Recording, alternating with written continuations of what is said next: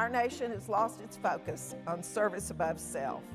We wouldn't be as politically divided as we are if more elected officials stood up and talked about and did public service rather than looking for their next office.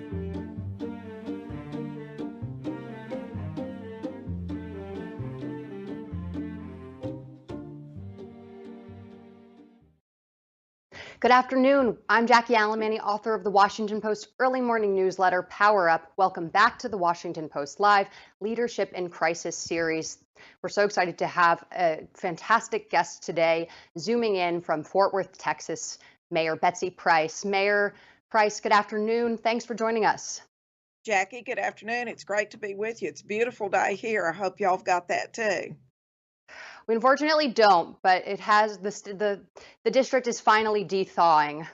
Well, that's what we all need. Get out of this and into spring and summer and a little positivity here. Well, speaking of positivity, let's start with the state of the pandemic, Madam Mayor. You've been critical of Texas Governor Greg Abbott's recent moves to lift the mask requirements in the state, but you've continued to encourage mask wearing. How have these restrictions being lifted affected how you're managing the health of your city? Really, we felt like this was lifted a little too early. Yesterday was St. Patrick's Day, and this is spring break week. And in Fort Worth, everybody gets out. They go to the zoo, they go to the parks. The weather's been great all across Texas. They'll go to the beach and travel. I would love to have seen this wait until May. But that said, we've pivoted, and we said to the governor, sent a letter saying, if you're going to lift it, open it 100%, remove masks, we're going to still strongly recommend that people do it. And we're going to ask them to open the tiers so more people can get vaccinated. Our Visitors and Convention Bureaus worked with us on a campaign called Stay Strong, Together We Win, to encourage people to keep up good social distancing, wear their mask, wash their hands, and be responsible about this so that we can. Our numbers are going the right way, and we want it to continue.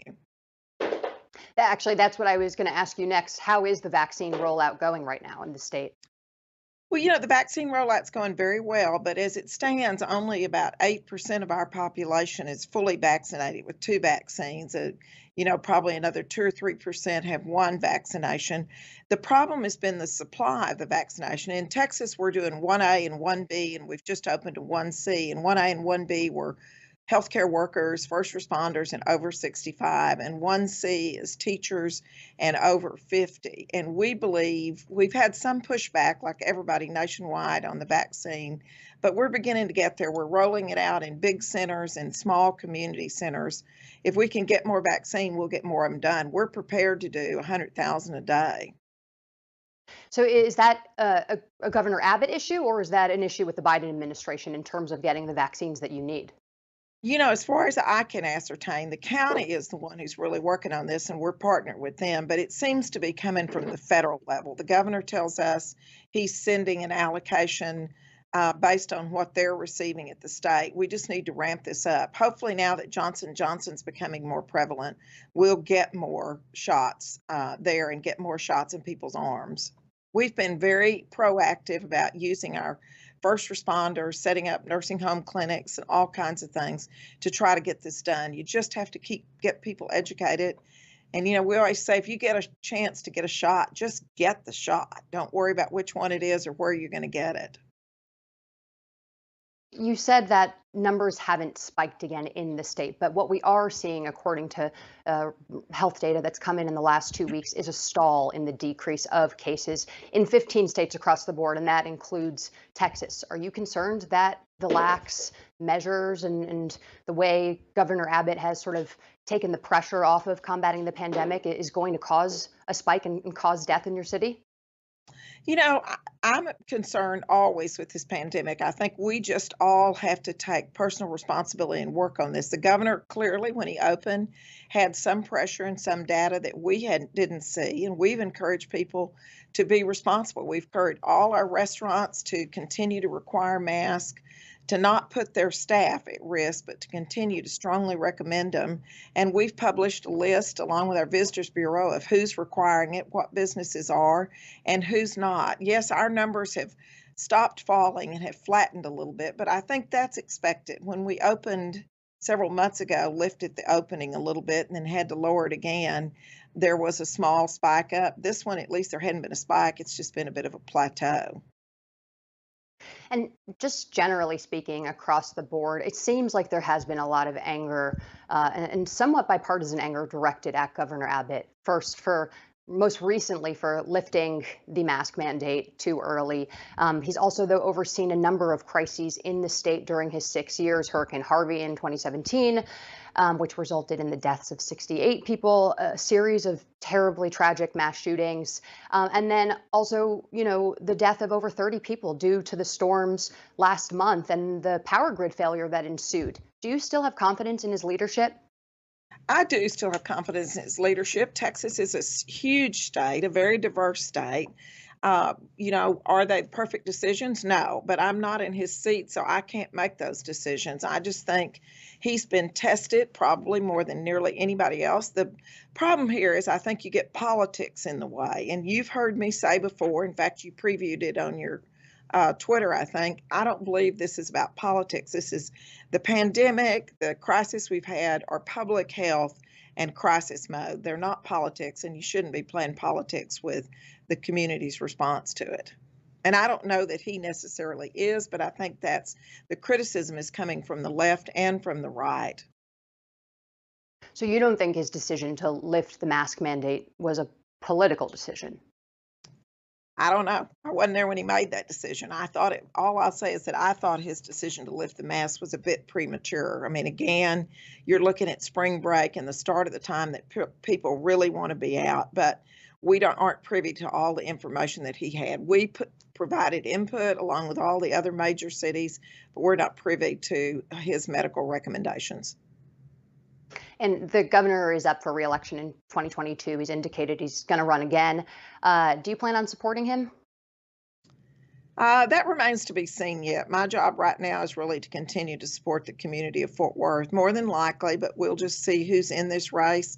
It's a wide open race at this point, and there's a lot of balls in the air, a lot of people's name being tossed around. Yeah, Matthew McConaughey went on CBS This Morning yesterday and teased that he was potentially running. Is he someone you would consider supporting? I don't know. I'd have to see what his politics are going to be and what his policies are going to be and whether he's really in this for public service reasons to serve the citizens of Texas. Have you considered throwing your hat in the ring? No, no, I'm happy where I am. In fact, I'm retiring and then I will take a little time off and then come back and do something else. I've been asked to consider doing it, but at this point, I got no desire to do that. I love Fort Worth and that's my passion. That's where my family is. That's where I'll continue to invest my service time. Well, and I think it's really interesting. You are a mayor right now of really the last major red city in Texas. Fort Worth is Republican, but it's been trending blue in recent years. Do you think Texas is going to turn blue? Are we on that path?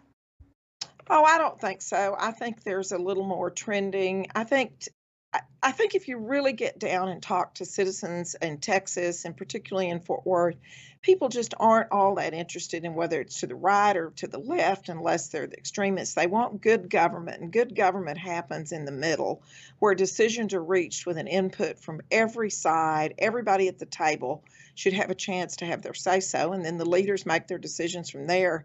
I think Texas is always going to be a fiscally conservative state, a business oriented state where there's less regulation, but we certainly are a compassionate state too. And we, have social issues that we're dealing with and we will deal with. And why do you think Fort Worth in recent years, in your opinion, your constituents have veered towards the left more so than historically? It's hard to say that they've really veered that much to the left. They've vacillated back and forth at the top of the ticket on the presidential election, whether they're blue or red. But if you look strongly, the rest of their state representatives and their Washington delegations are pretty much on the red side. And then you get into school board and municipal elections, and they tend to be pretty much middle of the road fiscal conservatives who lean a little right or lean a little left. And I think that's really just kind of where Fort Worth has been for a long time. It's just become much more of a national issue than it used to be. And when we're talking about good government, I think it's impossible not to think of what happened in the state last month, which is these winter storms sort of took people by surprise, and it led to death and the outage of um, the power grid failure, along with millions of Texans who were left without clean water and heat for an extended period of time. How have those efforts been in trying to get people clean water and fixing the damage that has the main water damage that's been done to the city? Yeah, you're looking at a historic storm. I mean, this is a storm of epic proportions. And we say that it sounds like it's blown out of proportion, but it's really not. This is a storm, excuse me, that hit our entire state. We're rarely in the one digit temperatures here. And in Fort Worth alone, in an average year, we have about 670 broken water mains. In an 8-day period, we had better than 700 broken water mains to repair.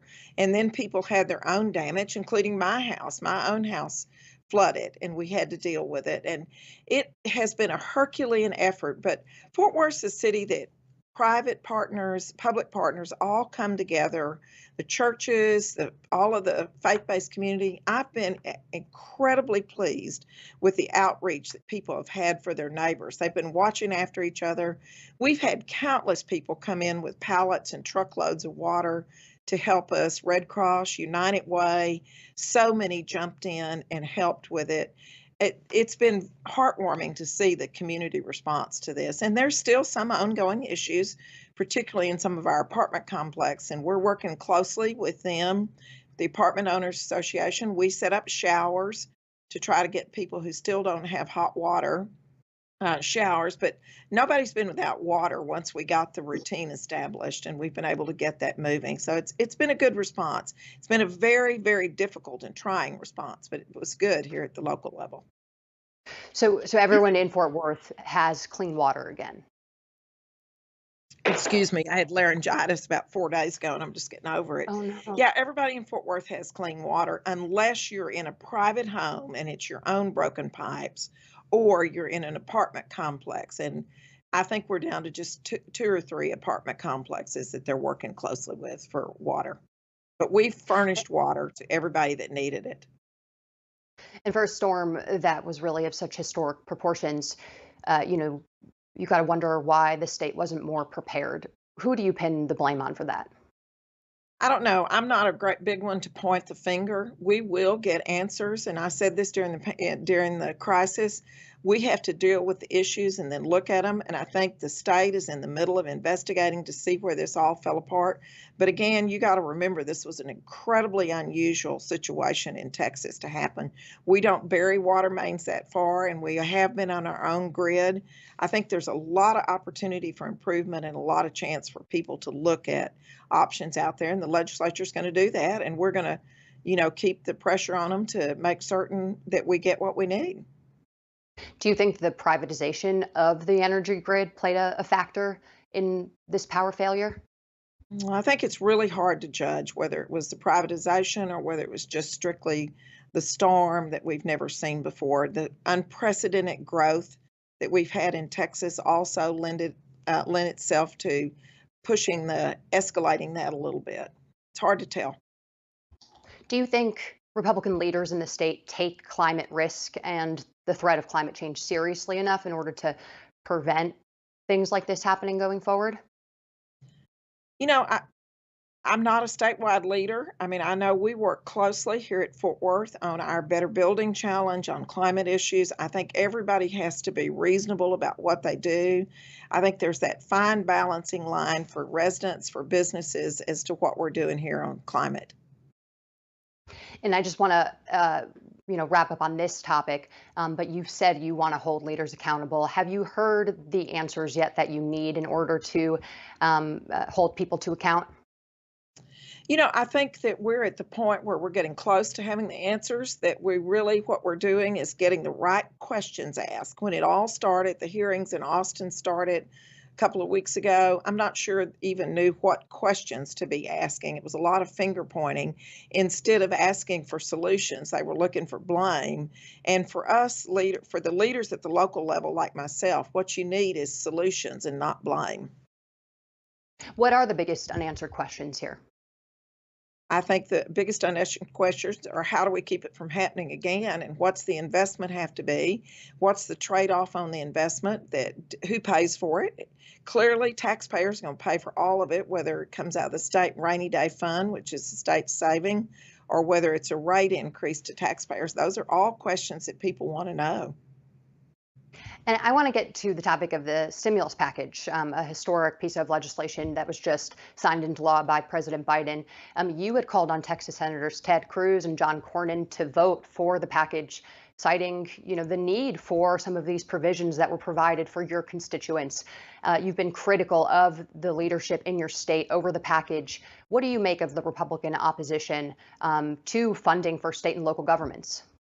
Well, first and foremost, I mean, it's a huge package, and I've made no bones about the fact that I have clear hesitation about the size of this package. I've got 6 small grandchildren, 3 kids and their spouses, and this debt's going to fall to them. I've got no problem with this package when it goes into COVID relief, to vaccinations, to testing, to getting our kids back into school, to broadband, to helping families get on their feet. But I've said all along, these dollars have to go where there's a return on the dollars, where they're getting in small businesses and helping them get back on their feet. The real backbone is going to be the recovery of our businesses, because that's more people need to go back to work, and the recovery of our Convention and Visitors Bureau so we can get more of our serving industry back. It's a bit of a balancing act because you don't want a lot of fluff in that package, but you do need it to get people moving, answer this humanitarian crisis, and keep them moving forward. So the rhetoric that we heard from some Republicans that the provisions for state and local governments has been a giveaway to mismanaged blue states and cities. Is that an assessment that you agree with? I think there's probably some of that on both sides. I think the Republicans were valid in asking those questions, and I expect the Democrats had their reasons for putting them in there.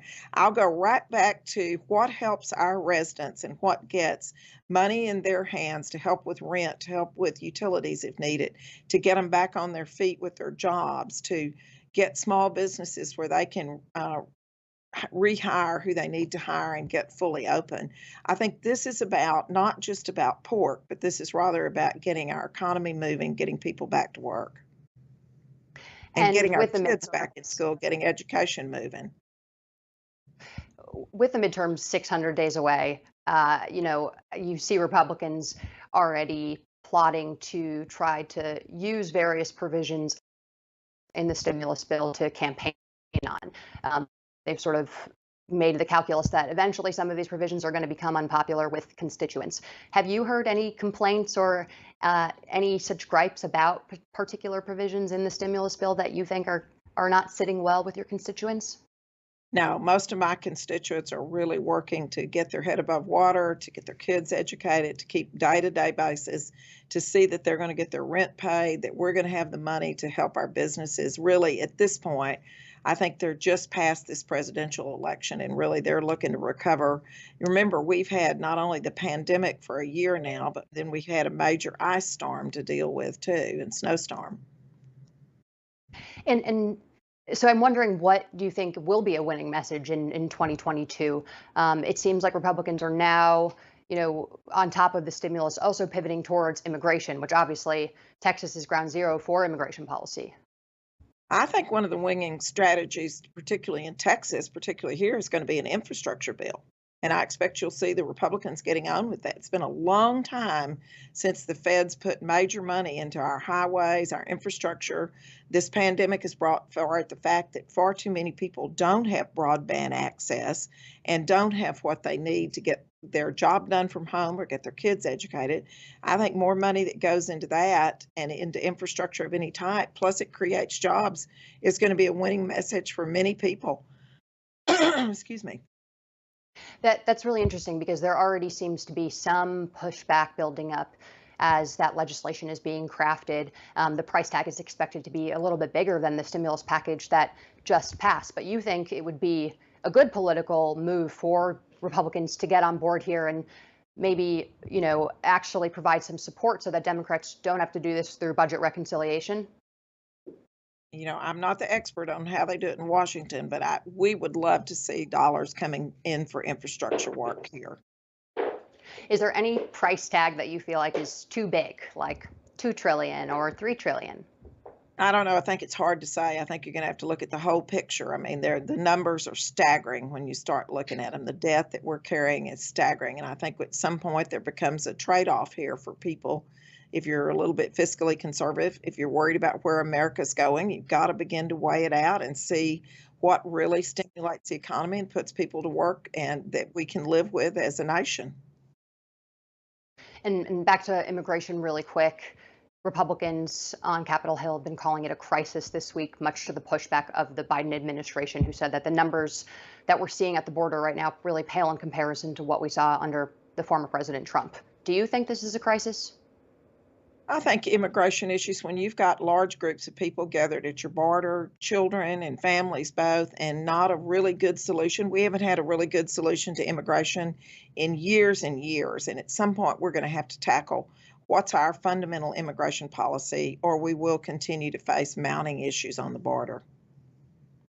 Are there any policies that you see on the ground would be really effective right off the bat? Oh, I don't know. I don't think that. I think that's a hard one to issue. I've not been working on the immigration issue that much here. We have a big immigrant community. We welcome them, but we welcome to come in the right way and follow our laws on immigration. Do you think the Biden administration has been too soft in their messaging to migrants who are trying to cross the border right now? I think there's probably some trade-off there. I think we have to, again, I go back to our immigration policy. I don't think we've got an immigration policy that everybody understands and that nobody's ever going to agree on everything, but that the majority of Americans can support, and we've got to get to that position. And we only have a few minutes left, but I want to get to some of our questions from viewers who wrote in. We have a question from Mary Beth from Texas, who wants to know how you can steer the GOP back to being a productive party that puts forward conservative solutions to America's biggest problems rather than focusing on vague cultural issues. That's a good question from Mary Beth, and I think the real solution is there that voters have to go back and begin to really know who their candidates are, and they have to demand of those who are already in office that they represent their values and that they are governing, making good decisions on government, that they're not strictly playing politics. And that's, in my opinion, on both sides of the aisle, whether you're a Democrat or a Republican. We've lost that focus on public service. America was built on a community that is service before self. Yeah, and actually, I do think you are uniquely poised to weigh in on the evolution of the Republican Party. You're not seeking re-election, and so I think you have a little bit more latitude to comment candidly on the political climate. Can you describe, what you've seen happen to the party over the course of your term as mayor? You are, after all, the longest-serving mayor in Fort Worth history. And you may or may not realize, Jacqueline, but I was a 11-year office holder on the Republican side as county tax assessor. So I've really been doing this for 21 years. And I'll tell you what my take is on what's happened, not just on the Republican side, but Democrat too. Both parties have got catered to fringe elements because the average citizen wasn't paying attention and wasn't looking closely, and they let it get pushed to the far right and the far left. And some point we got to work our way back in where we can make decisions on a bipartisan basis, or at least make decisions that are good for our residents. And really quickly on the storms that we saw, has there been an ask of the federal government to pay for some of the damages that you saw as a result of the winter storms last month and the power outage? Yeah, there's a disaster declaration that covers the whole state, and in that there will be an ask from FEMA for some recovery efforts on that. What the dollar is hasn't been determined yet, but there will be an ask on that. Some of that will be taken out of this relief package that just came to help with some of that, I expect, because we haven't seen all the final rules on that either. And, we do have time for one more viewer question, so I just want to get to it. Erin Beasley weighed in. She's also from Texas, and she wants to know how you've dealt with either agencies outside of your control or other levels of government whose actions and language have hampered your goals as it relates to the pandemic. Eric, I think that's a good question. I think it's hard to say. I mean, we deal with other agencies on a regular basis, and really the solution is not what their language is. The solution is how do we present the problem and how do we help them understand what it is that we're dealing with locally. Locally, it's that good old-fashioned communications. Tell them what you want, demand it, and expect to get it in return, as long as you're serving your residents and your citizens. Have you directly communicated to Governor Abbott that you think he lifted restrictions and the mask mandate too soon? Yeah, we sent a message to the governor that we would like to have seen. Our message to the governor was we would prefer to have seen it be a little bit later, but if we're going to open up fully, then we would like to see the vaccination process open to more people so that everyone who wants a vaccination can get it. And did you get a response back from him?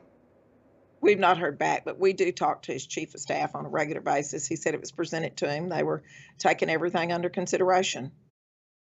Would you like to see some of the science or the data that is guiding the decision making coming from their office?